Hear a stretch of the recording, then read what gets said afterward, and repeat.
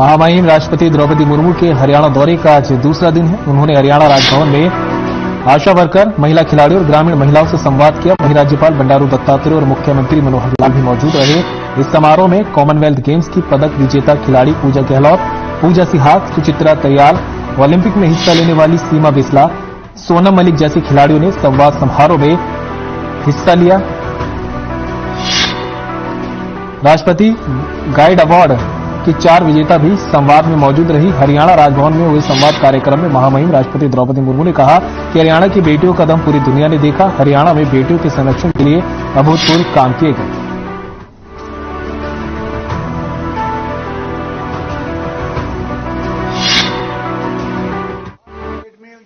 लगा क्योंकि अभी हमने देखा कि महिलाओं में कितना ऊर्जा है। वो ऊर्जा को केवल फैमिली के अंदर सीमित नहीं होना चाहिए। ये ऊर्जा पूरा देश भर में, दुनिया भर में, ये तो दुनिया तो देख रहा है, लेकिन हम क्यों नहीं देख पा रहे? दुनिया लोग हरियाणा के महिलाओं का ऊर्जा को देख रहे हैं, लेकिन हम लोगों को भी देखने की जरूरत है। महिलाएं कमजोर नहीं है, इसीलिए महिलाओं को भी आगे आना चाहिए। महिला और पुरुष दोनों साथ चलने से ही देश आगे बढ़ेगा। परिवार तो आगे बढ़ेगा, समाज आगे बढ़ेगा, देश भी आगे बढ़ेगा। इसीलिए किसी को कमजोर नहीं समझना है, दोनों को स्वागत करना है, दोनों को सपोर्ट करना है। मैं तो कहती हूं तो महिलाओं को ज्यादा सपोर्ट करना चाहिए, क्योंकि महिलाएं समाज की व्यवस्था के अनुसार दूसरे जगह जाना पड़ता है, दूसरे लोगों को फेस करना पड़ता है, बहुत सारे कैरेक्टर को अपनाना उनको पड़ता है। इसीलिए और ज्यादा और बहुत सारे चैलेंजेस, बहुत सारे ऑब्स्टैकल्स को फेस करना पड़ता है, इसलिए उनको ज्यादा से ज्यादा स्ट्रांग बनाना चाहिए। माननीय राज्यपाल महोदय का, माननीय मुख्यमंत्री हरियाणा का यहां पहुंचने पर हार्दिक स्वागत।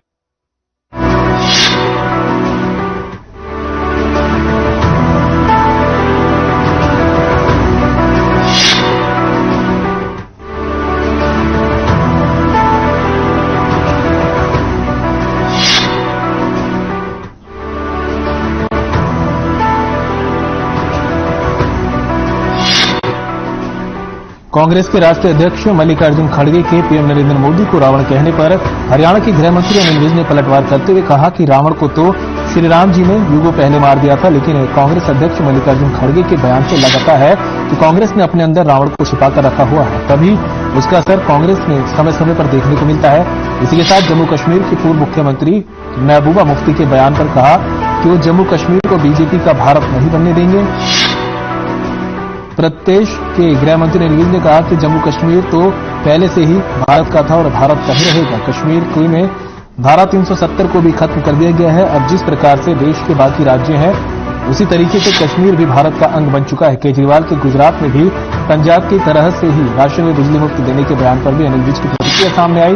उन्होंने कहा कि अब लोगों को समझ आ रहा है कि मुफ्तबाज से देश को कंगाल किया जा रहा है और ये किसी साजिश का हिस्सा भी हो सकता है।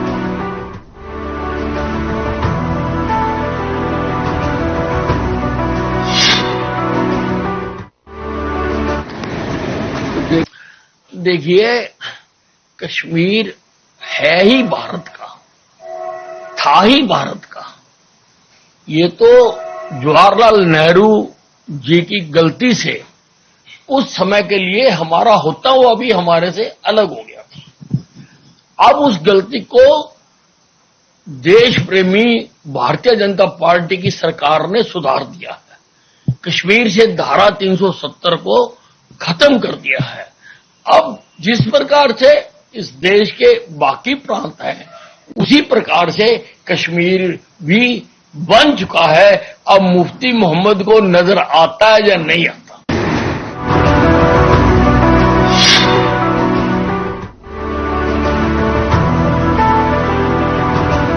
सोनीपत में 2 से 4 दिसंबर तक आयोजित होने वाले गीता जयंती समारोह की तैयारियां प्रशासन की ओर से पूरी कर ली गई हैं। जगह जगह बैनर पोस्टर भी लगा दिए गए हैं। जिनमें भगवान श्री कृष्ण के विराट रूप को दर्शाया गया है। गीता जयंती बैनर पोस्टर में देश के प्रधानमंत्री नरेंद्र मोदी और मुख्यमंत्री मनोहर लाल की तस्वीरें भी दर्शाई गई हैं। गीता जयंती की नोडल अधिकारी सिटी मजिस्ट्रेट डॉक्टर अनमोल ने बताया कि सभी अधिकारियों की ड्यूटी लगा दी गई है और शहर में गीता जयंती के अंतिम दिन शोभा यात्रा भी निकाली जाएगी और संपूर्ण शहर गीता के रंग में रंगा हुआ नजर आएगा।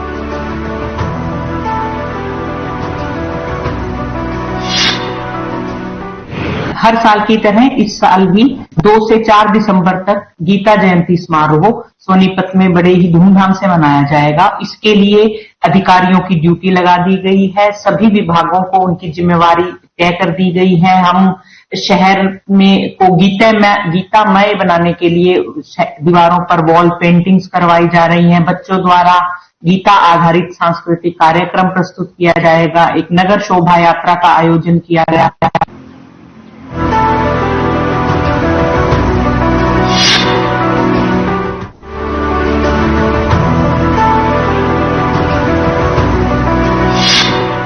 शाहबाद के सामुदायिक स्वास्थ्य केंद्र पर मंगलवार को अंत्योदय परिवार के लिए शुरू हुई निरोगी हरियाणा योजना का शुभारंभ किया गया। इस मौके पर हरियाणा शुगर फीड के चेयरमैन और विधायक रामकरण काला ने बतौर मुख्य अतिथि शिरकत की। विधायक रामकरण ने बताया कि मुख्यमंत्री मनोहर लाल ने वित्त मंत्री के रूप में साल 2022-23 के बजट में घोषणा करते हुए ये विजन पेश किया था कि प्रदेश के सभी नागरिकों की 2 साल में कम से कम एक बार व्यापक स्वास्थ्य जांच मुफ्त की जाए।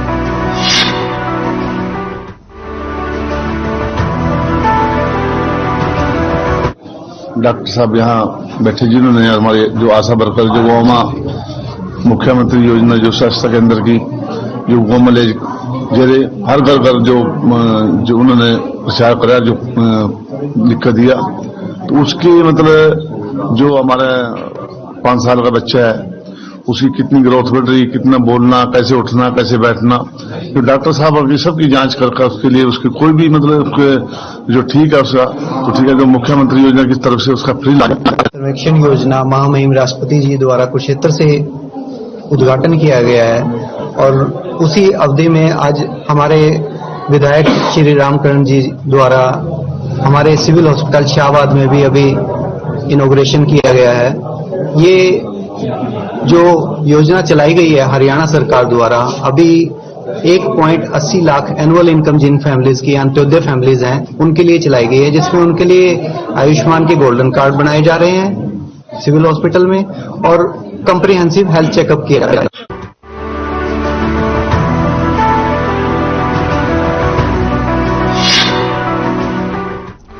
सोनीपत कॉन्फ्रेंस हॉल में अध्यापकों की बैठक का आयोजन किया गया। इसकी अध्यक्षता अतिरिक्त उपायुक्त अंकिता चौधरी ने की, जिसमें एटटेट की परीक्षा को शांतिपूर्ण ढंग से संपन्न करवाने को लेकर चर्चा की गई। इस पर उपायुक्त ने अध्यापकों को परीक्षा केंद्रों से संबंधित जरूरी दिशा निर्देश दिए। बता दें कि एटटेट परीक्षा को लेकर सोनीपत जिला प्रशासन ने तैयारियों को पूरा कर दिया है।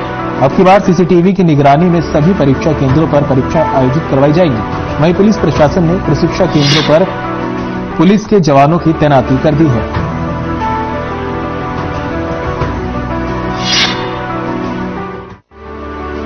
क्योंकि एटटेट की जो परीक्षा है वो सोनीपत जिले में 3 और 4 तारीख को होती है। 3 को एक शिफ्ट में होगा और 4 को 2 शिफ्ट में किया जाएगा। हमारे यहाँ पे हमने ड्यूटी मजिस्ट्रेट लगा दिए हैं। सब सेक्टर सुपरिटेंडेंट्स को रिस्पॉन्सिबिलिटी जो है वो समझा दी गई है। हमारे यहाँ पे जो टेस्टिंग टीम है उसकी जो है सीसीटीवी और जैमर्स ये सारी तैयारियां कर ली गई है। पुलिस बल में उसकी भी व्यवस्था जो है उचित कर दी गई है।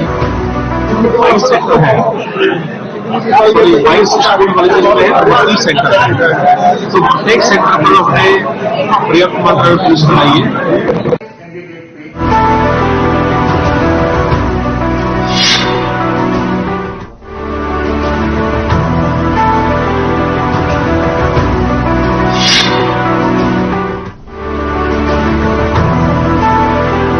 हरियाणा रोडवेज में नई टिकटिंग व्यवस्था ई टिकटिंग की सौगात दी जा चुकी है। प्रधानमंत्री नरेंद्र मोदी की डिजिटल योजना को भी अब सोनीपत में बल मिल रहा है। परिवहन डिपो सोनीपत के जीएम राहुल जैन ने बसों को रवाना किया। मुख्यमंत्री मनोहर लाल के दिशा निर्देश पर ये शुरुआत की गई थी। बता दें कि हरियाणा रोडवेज में ओपन लूप टिकटिंग सिस्टम को लागू करने वाला हरियाणा देश का पहला राज्य बन गया है। इस नई टिकटिंग व्यवस्था से न केवल यात्रियों को लाभ मिला है बल्कि हरियाणा रोडवेज के कंडक्टर भी काफी खुश नजर आ रहे हैं। प्रारंभिक चरण में इस टिकटिंग परियोजना को 6 रोडवेज डिपो चंडीगढ़, करनाल, फरीदाबाद, सोनीपत, भिवानी और सिरसा में लागू किया गया। इसी तरह हरियाणा रोडवेज के शेष 18 डिपो में जनवरी 2023 के अंत तक परियोजनाओं को पूरी तरह लागू कर दिया जाएगा।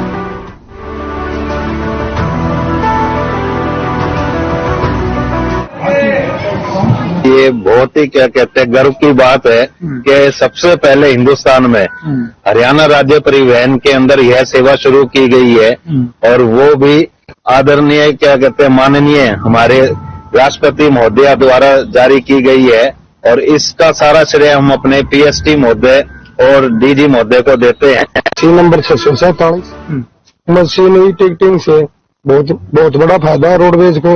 एक तो परेशानी खत्म हो गई है, पंचिंग करते थे उस पे गलत पंच लग जाता था, अब इसमें से पेज डालने हैं, टिकट निकाल के देनी है।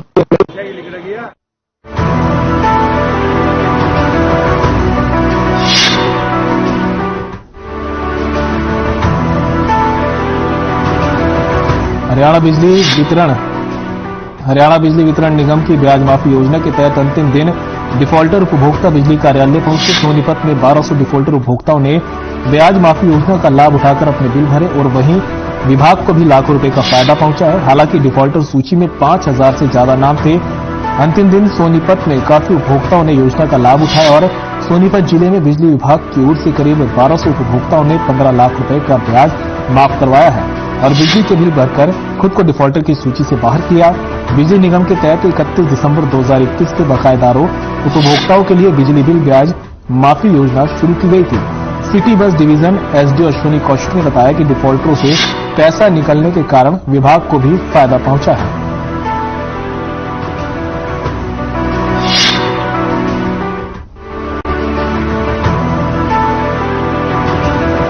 ऑफिस के अंदर लगभग 5000 कंज्यूमर ऐसे एलिजिबल थे जो इस सुविधा का लाभ उठा सकते थे, जिनमें से लगभग तकरीबन 1200 कंज्यूमर ने इसका फायदा उठाया है और उनका करीबन 15 लाख के करीब ब्याज माफ हुआ है।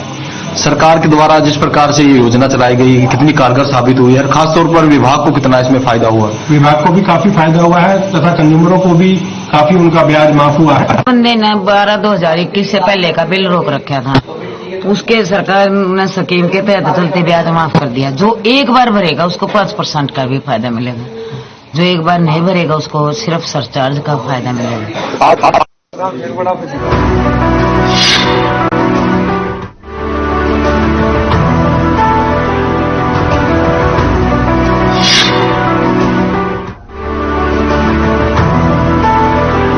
चंडीगढ़ पुलिस ने एक अंतर्राज्यीय बुलेट गैंग को पकड़ा है। शहर में बुलेट की बढ़ती चोरी को देखते हुए एक टीम गठित की गई थी, जिसे मिली गुप्त सूचना पर कचेरी में कार्रवाई की गई, जिसमें पहला आरोपी सिनिंदर मिला। सिनंदर के पास से एक मोटरसाइकिल बरामद हुई, जिस पर एक एफआईआर दर्ज है। आगे कार्रवाई करते हुए अमृतपाल सिंह को गिरफ्तार किया गया। अभी तक 15 मोटरसाइकिल बरामद हो गई है और 6 मामलों पर काम जारी है। गैंग का एक और सरगना है, जिसे टीम पकड़ने की कोशिश कर रही है।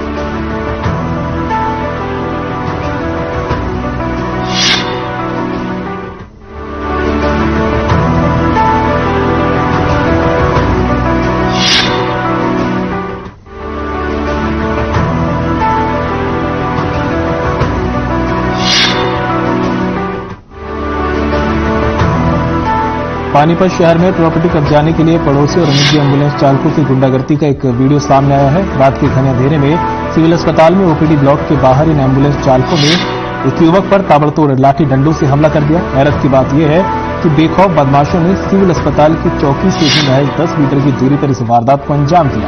इसका वीडियो भी बनाया और उसे बाकायदा सोशल मीडिया पर वायरल भी किया। फिलहाल पुलिस ने मामले में 7 लोगों के खिलाफ मामला दर्ज कर आगे की कार्रवाई शुरू कर दी है।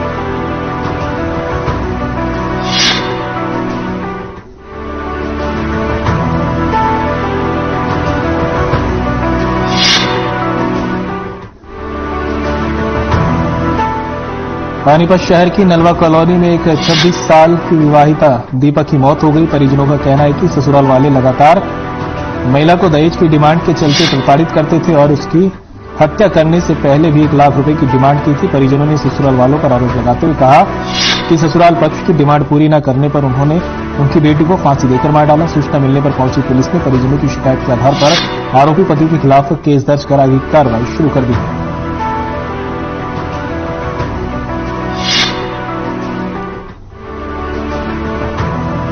जो है शुरू से ही टॉर्चर करते थे दहेज के मामले में। कई बार हमने जो है, पहले एक लड़की आई थी, एक बार उसे 50,000 रुपए दिए थे, कोई नहीं 50,000 लेके चले गए, उसने मोनू को दे दिए। दोबारा फिर वो घर पर आई, फिर 1 लाख का दावा किया।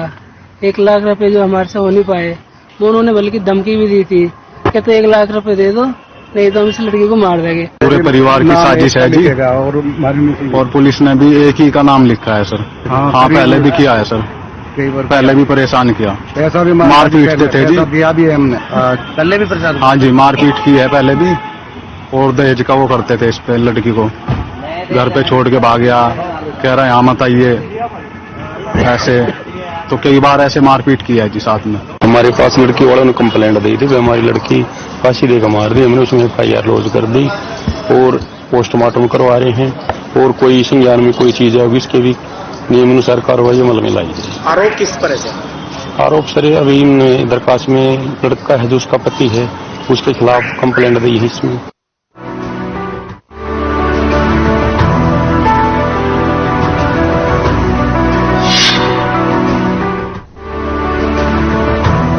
धर्मबाला कैंट में महेश नगर में पढ़ाई के डर से 12वीं की कक्षा के छात्र ने खुदकुशी कर ली। मिली जानकारी के अनुसार छात्र के पिता प्लम्बर का काम करते थे। छात्र की मौत की खबर उसके पड़ोसी ने फोन करके दी।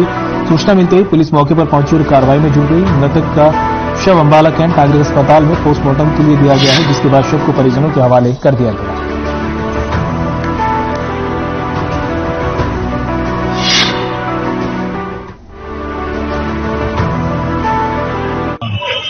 महेश नगर का रहने वाला था।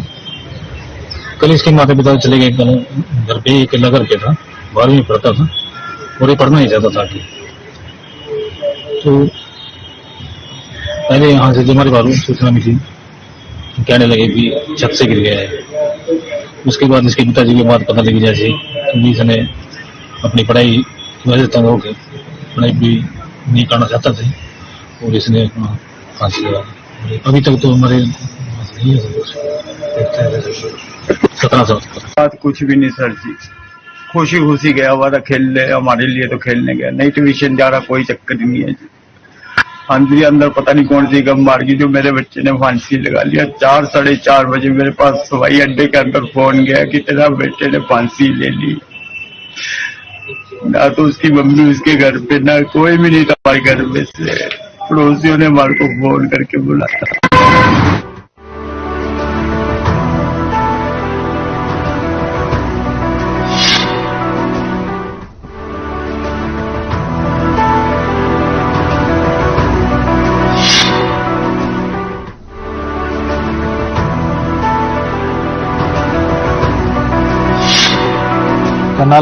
करनाल के मेरठ रोड पर नंगला चौक के पास स्कूटी सवार एक हथियारबंद अज्ञात बदमाश ने 2 पेट्रोल पंपों पर लूट करने की कोशिश की। लूटपाट में रुपए न मिलने पर बदमाश ने फायरिंग शुरू कर दी। फायरिंग से 2 व्यक्ति घायल हो गए, जिनको घायल अवस्था में कल्पना चावला मेडिकल कॉलेज में भर्ती करवाया गया। वहीं दूसरी घटना महाराजा पेट्रोल पंप पर पहुंचकर ये बदमाश से फिर पेट्रोल पंप पर मौजूद सेल्समैन अंग्रेज से रुपए की मांग करते रहे। रुपए न देने पर सेल्समैन और बदमाश के बीच हाथापाई हुई।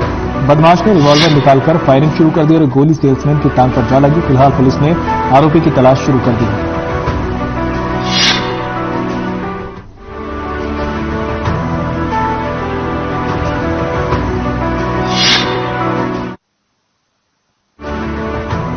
साइकिल वाला है जी, लड़का है था जी, उसने एकदम गोली चलाई है सर। वो ड्राइवर बैठा हुआ था यहाँ जी, फिर मेरे सामने मेरे पास भी चलाई है ऐसे गोली करके जी। वो गोली पड़ी है जी वहाँ। आप क्या काम करते हैं? यहीं पर मैं तो एकदम दीवार कूद गया जी। फिर तुम्हें जी कोई तो अकेला था वो बंदा? हाँ अकेला था। स्कूटी पे था? हाँ जी, नहीं मोटरसाइकिल। अभी ये एक जो ड्राइवर था उसको गोली लगी है, एक्टिवा पे आया, मुंह बांधा हुआ था, जिसने 3 फायर किए, उसको गोली लगी है। उसको फर्स्ट एड देते हुए एम्बुलेंस जल्दी से मंगवा कर हॉस्पिटल में भिजवा। सर बता रहे थे अगले पंप पे भी गोली चलाई है उसको? हाँ, ये भी इन्फॉर्मेशन आ गई, अगले पेट्रोल पंप पे गोली चलाई। कुछ लूट के गए? नहीं, लूट नहीं हुई, फायर करके गया। अकेला था वो? मिनट पहले क्या हुआ था? यहाँ पे एक ड्राइवर बैठा था ट्रक इधर से, और ये एक लुटेरा आया मोटरसाइकिल पे, उससे क्या कैश निकाल उसको गोली मार का भाग। ट्रक वाले से मांग रहा था या सेल्समैन से पेट्रोल पंप के? उसको ये नहीं पता था ये ट्रक वाला है कि ये पंप वाला है।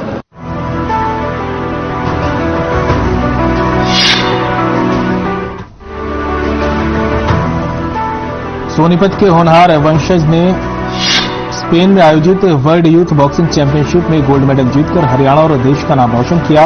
होनहार बॉक्सर मंगलवार को जब सोनीपत पहुंचा तब उसका जोरदार स्वागत किया गया। आपको बता दें कि भारत की तरफ से स्पेन में खेलने के लिए गए वंशज ने भारत के मुक्के का दम दिखाते हुए वहां सभी खिलाड़ियों को हराते हुए गोल्ड मेडल जीता। होनहार खिलाड़ी का Sonipat little angel boxing academy में पहुंचने के बाद जोरदार स्वागत किया गया और एकेडमी की तरफ से उसे नगद पुरस्कार देकर सम्मानित किया गया।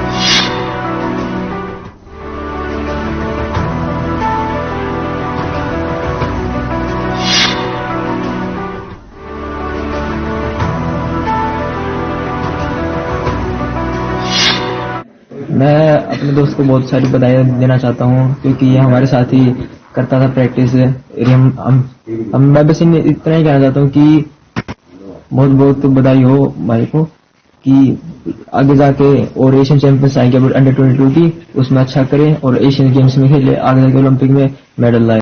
वंशज जी इस उपलब्धि पे सबको बहुत गर्व है, हमारे लिटिल एंजल परिवार को, हमारे सारे देश को, हरियाणा को, और आगे भी हम उम्मीद करें इसका नाम करे, हमारे स्कूल का नाम करे। वंशज को बहुत बहुत बधाई और आगे के लिए, इसके सफर के लिए और इसके बाउट्स और इंटरनेशनल मुकाबलों के लिए बहुत बहुत हार्दिक शुभकामनाएं। इसके लिए आशीर्वाद बना। हमारे लिए बहुत फख्र की बात है कि वंशज जो है वो हमारे स्कूल का बच्चा है। यहाँ की बॉक्सिंग एकेडमी में जो है वो प्रशिक्षण ले रहा है। रोहताश सर जो है वो उनके कोच है और ये सभी बच्चों के लिए, न केवल हमारे अपने स्कूल के बच्चों के लिए, पूरे देश के बच्चों के लिए एक प्रेरणा बनकर के सामने आएगा कि अगर मेहनत करते रहे, लगातार परिश्रम करें और फोकस बना के अपना रखें। वंशज को मैं कोचिंग देता हूँ पिछले 7 साल से और बहुत डिसेंट और डिसिप्लिन बच्चा है। तैयारियां लगातार चलती रहेंगी सर।